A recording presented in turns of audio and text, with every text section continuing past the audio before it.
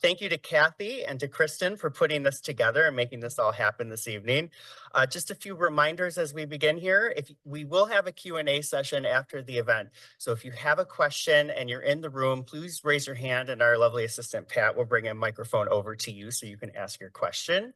Likewise, for those of our guests on Zoom, just enter your question into the chat and Pat will read that aloud for you. We also have some refreshments at the end, so please stick around when the presentation is over. Sorry to those of you on Zoom. I'm sure you have something good at home to snack on. All right, now it is my pleasure to introduce Kathy Crichton up to the podium, who will introduce our guest speaker, Angela Cornell. Kathy is the director of Cornell University School of Industrial and Labor Relations Buffalo office. Kathy is an alumni of Cornell University and worked for 30 years as a labor attorney representing workers and labor unions. Kathy has been directing the ILR Buffalo office since 2021. Ladies and gentlemen, Kathy Crichton.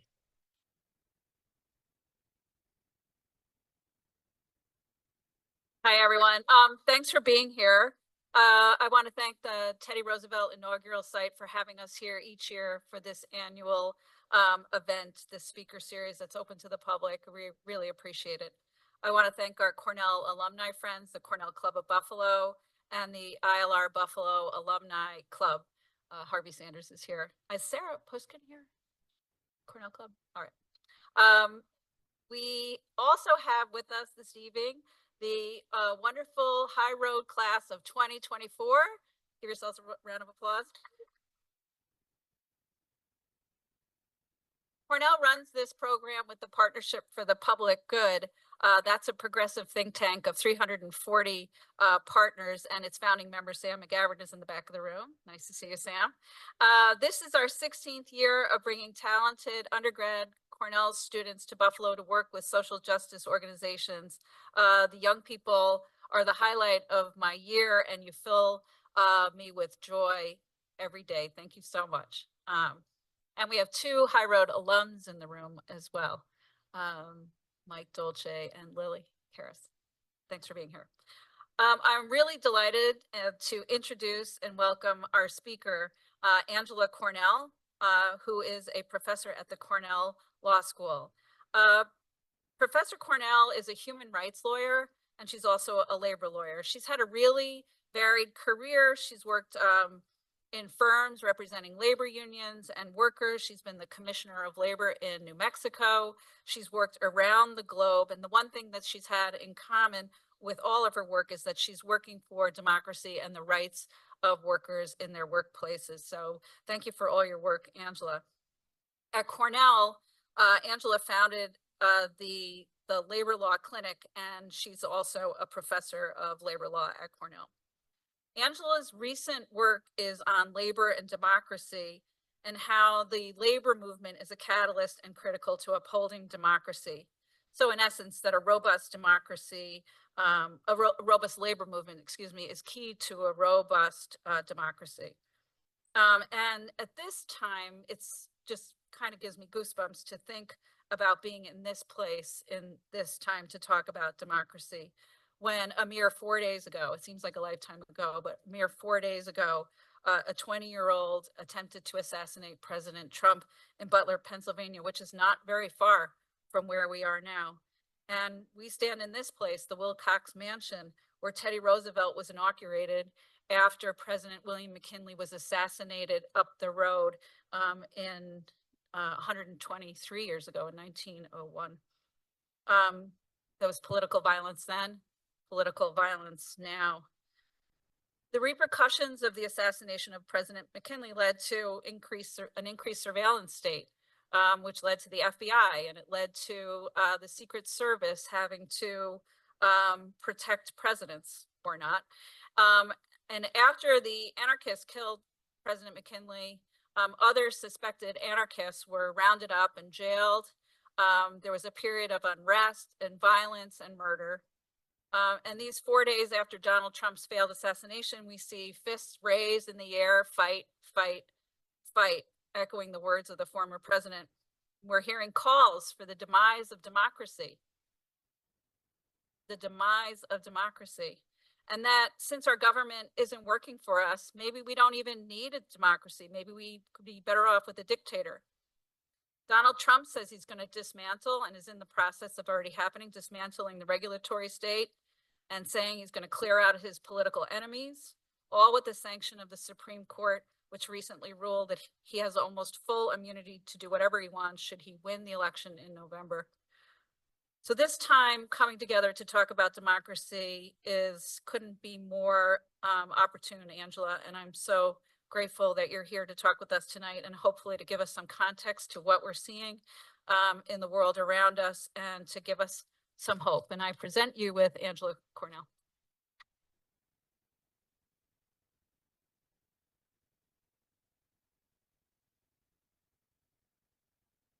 Thank you so much. Thank you very much, Kathy, for the invitation. Thank you, all of you, for joining us. I have one of my former students here, and that's great. And it's so nice to have the ILR undergrads here as well. Certainly is a timely time to be thinking about and discussing democracy and the role of labor. You may have a sense that there's been a big shift in the global scene when it comes to autocracy and democracy. We've seen a global shift towards autocracy taking place that affects every region of the world. It includes some long-standing democracies where extreme right-wing and ethno-nationalist leaders and parties and even fascist-leaning candidates have come to power, and most of that has been through the electoral process, reminding us of the fragility of democracy. Freedom House in 2022 has described the global expansion of authoritarian rule. The number of backsliding democracies has doubled in the past decade. The varieties of democracies project in 2024 noted that 71% of the world's population now live in autocracy. That's a 48% increase in the last decade. Almost all components of democracy are getting worse in more countries compared to 10 years ago. So we find ourselves in a time when democracy around the globe is shifting, and even in our own country, we see many changes. We see sort of the hollowing out of the rule of law and a range of other aspects that should give us concern about the strength of our democracy. Democracy's global retreat has coincided with an erosion of the organization and political strength of labor unions in much of the world. I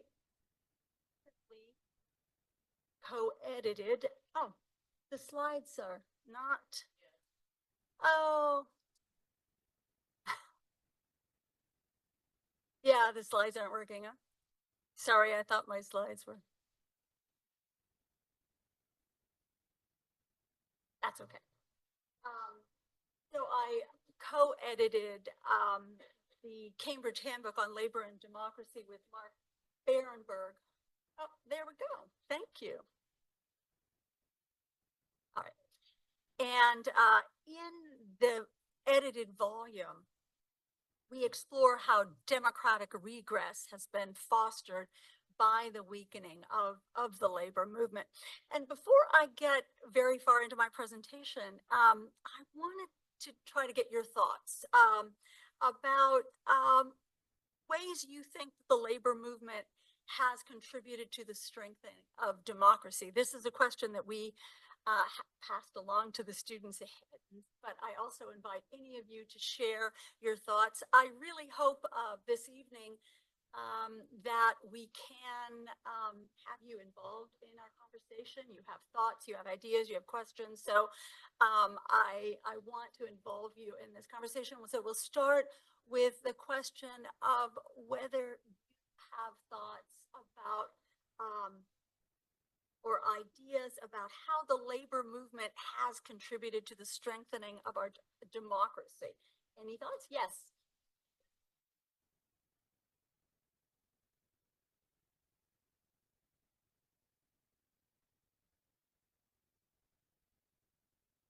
Any other thoughts? Any other idea? Yes. Labor unions make less income. So capitalist market economy. Absolutely. Income inequality, as we'll be talking about, really undermines the strength of our democracy.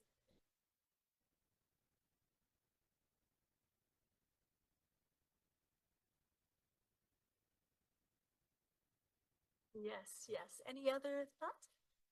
Okay. Yes.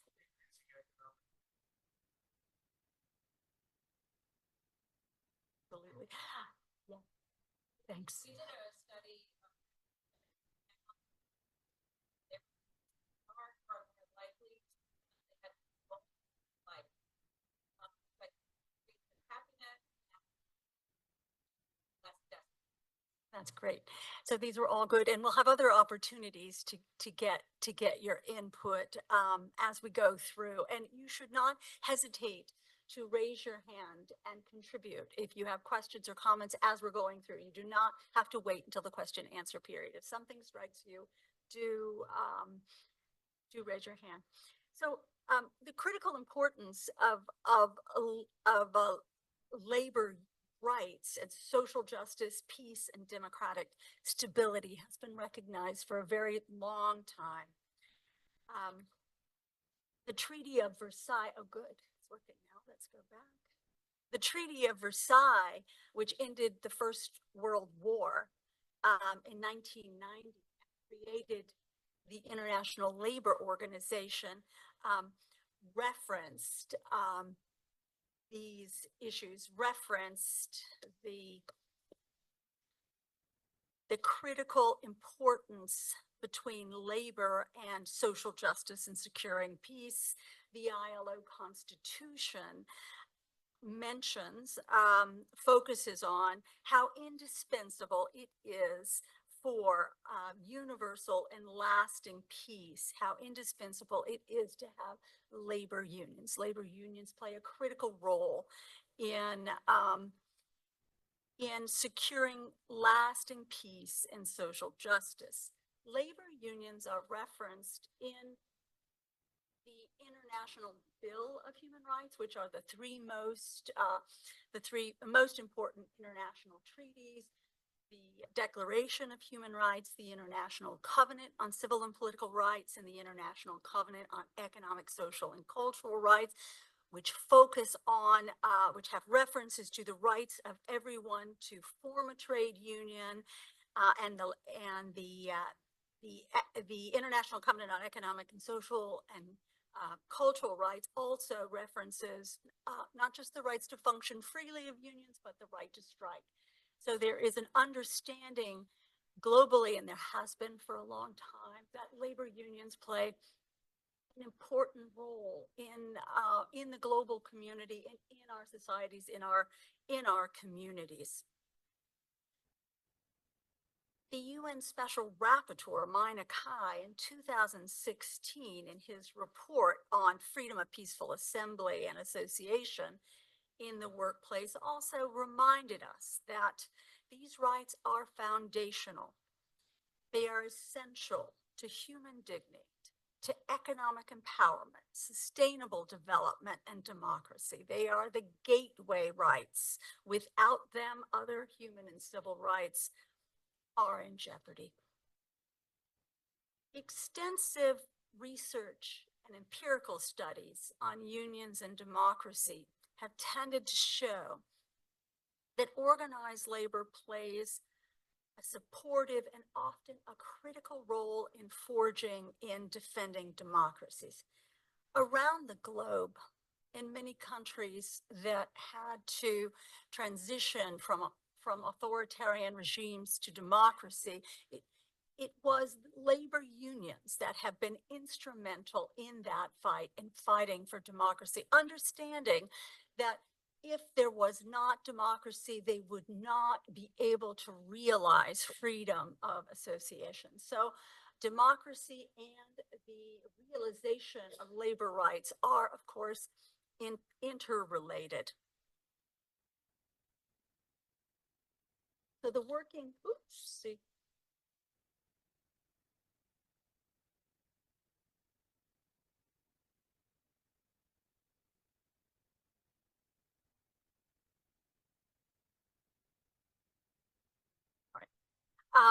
Just a couple of other points. So the working class is the primary carrier of democracy. It plays a decisive role in forging democratic regimes. And in the context of democratic transitions from authoritarian regimes, Professor Ruth Collier documents labor's contribution to legitimization and destabilization of authoritarian regimes.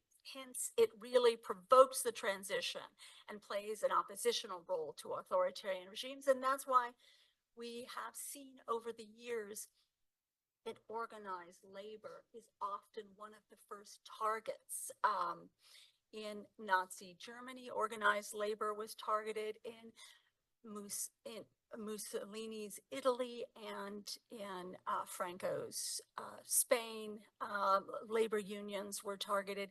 In Latin America during the period of military rule, labor unions were targeted by the dictatorships because they were pushing and were such a critical threat to the authoritarian regimes because of the collective strength of the labor movement. So the architect of our private sector labor statute, the National Labor Relations Act, Robert Wagner, in 1937, the statute was passed in 1935, but in 1937 he was interviewed and he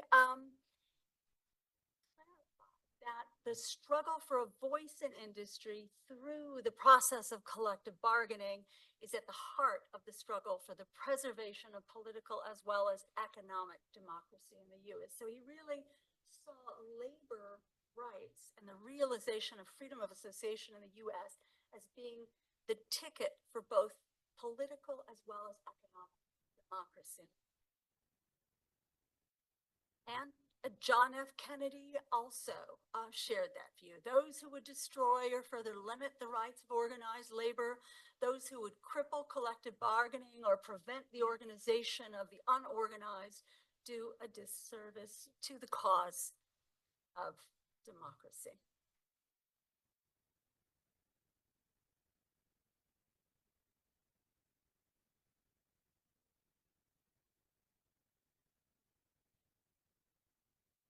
Talked a little bit about the role in pushing for democracy and the role of the working class and organized labor. Let's move on.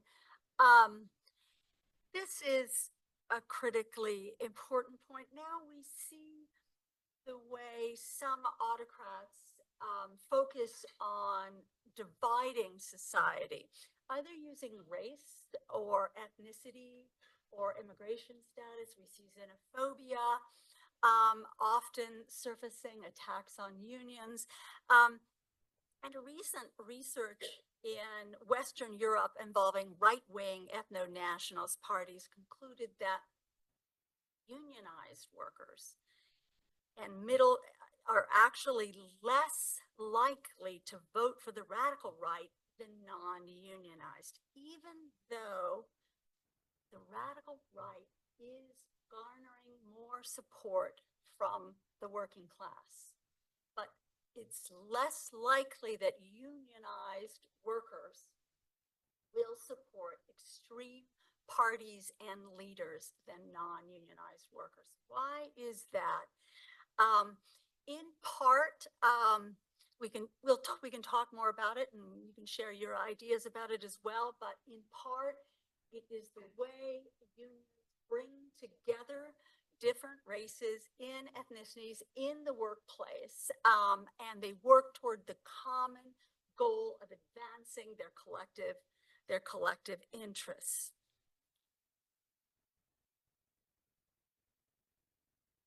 So,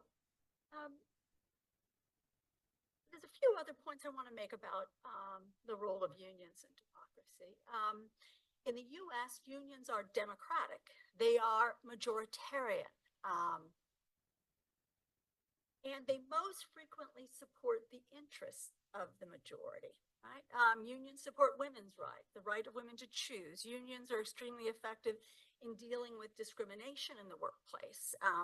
If you're under a union contract, it is less likely that there can be disparate pay and benefits based on race and ethnicity, because the union contract ensures that everyone is paid at the same level, and it's much more difficult to discriminate in a unionized workplace.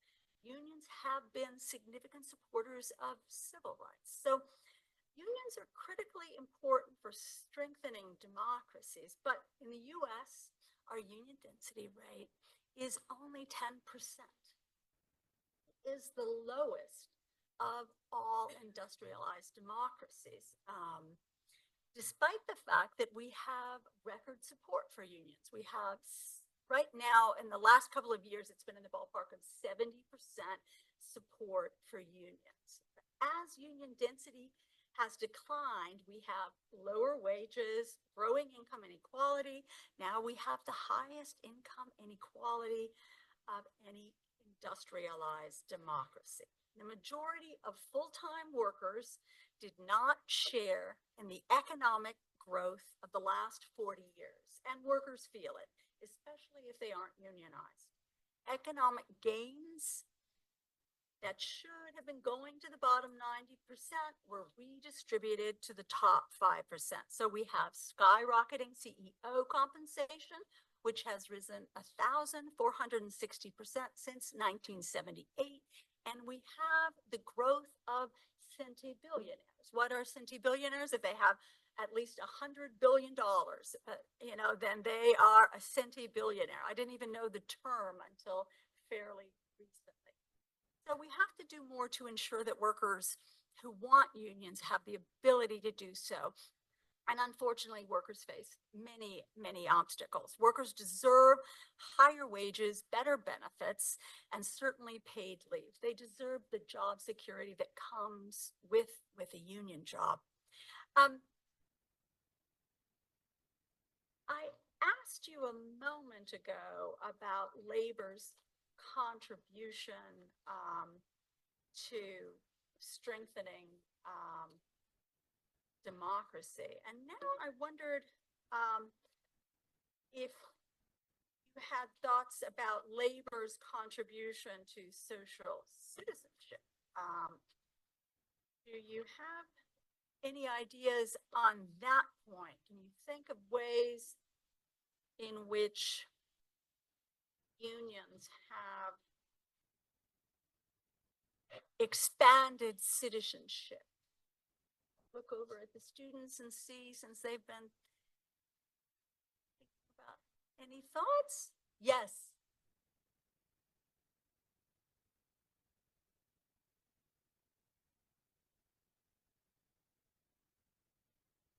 Great. Yes. Give people a way to exercise, but this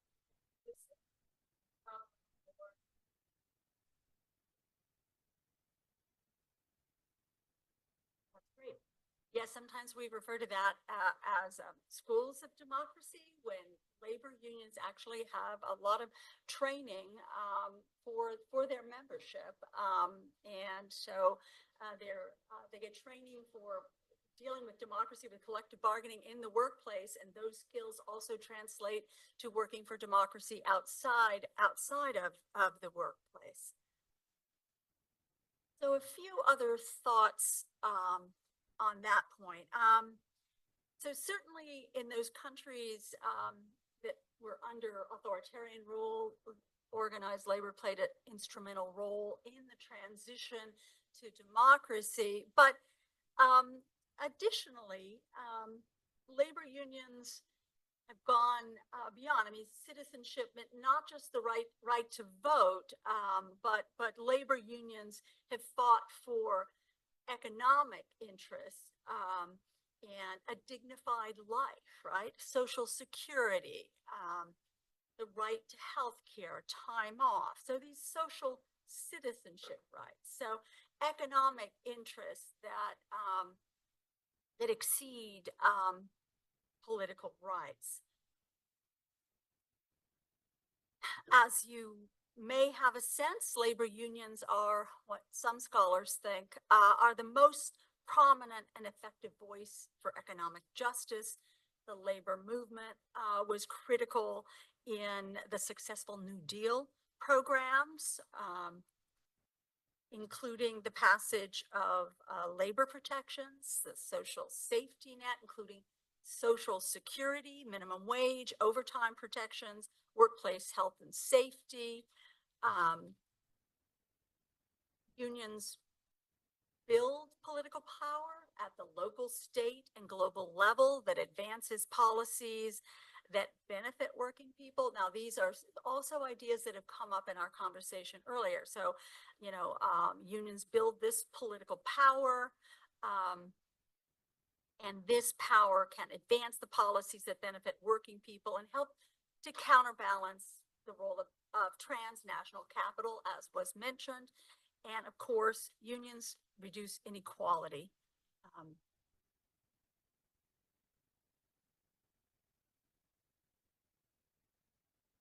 So empirical research confirms the broad positive impact union membership has on most types of political and civic involvement, including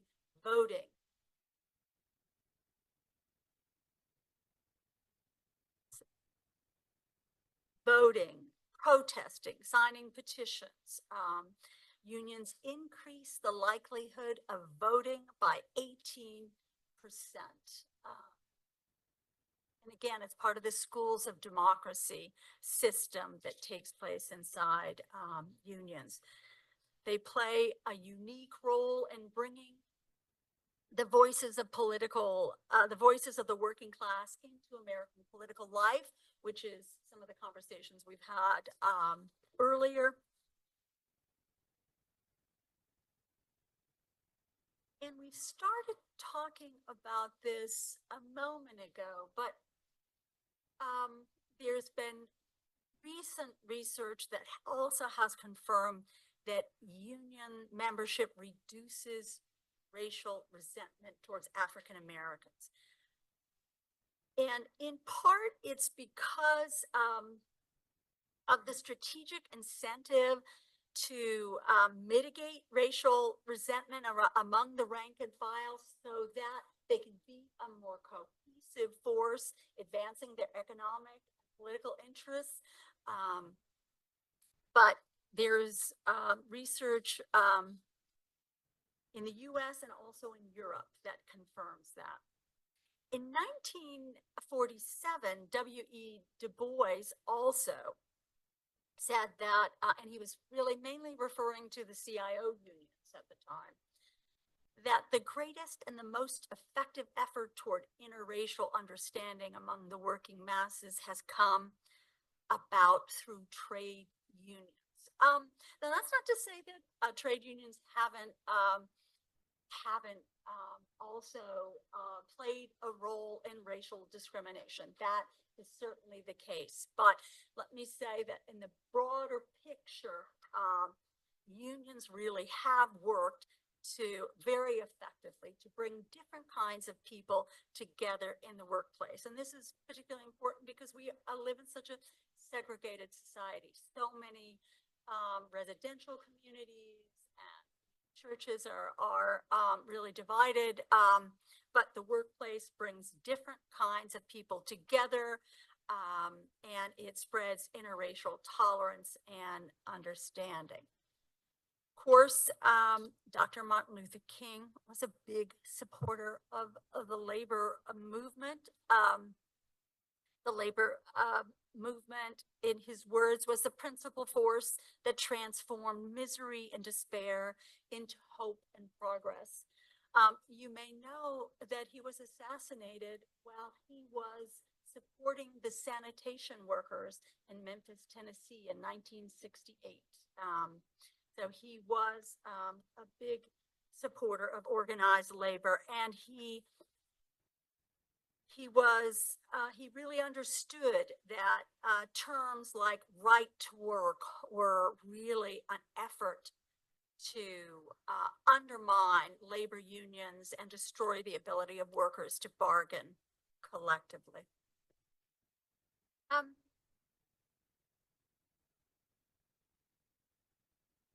Try to end on a more sort of positive front, and then we'll have more of a discussion, I hope, and I'll take your comments and questions. But I mentioned a moment ago that unions have enjoyed a very high level of support. Last year, I think it was 67%, and the year before that, it was 71. So it's been very high level of support, and it's 88% among young people. And a lot of the new organizing is actually being done by young people. They see unions as a path forward to their own job security and advancement, and for strengthening their communities as well. Union elections are up 50% in 2023. Major strike activities up 280%. And strike activity and collective bargaining has really resulted in enormous wins for working people. I mean, we've had monumental success in 2023 with advancing the wages and benefits and working conditions through collective bargaining. So last year, nearly 1 million unionized workers secured double-digit percentage wage gains, according to the Center for American Progress. And Americans actually support striking workers at record levels. 75% of Americans supported the UAW strike. So this is an optimistic time for the labor movement. And my message is that we need the labor movement in order to really deepen and strengthen our democracy. When unions gain ground, it benefits the interest of all working people and solidifies our democracy. So thank you.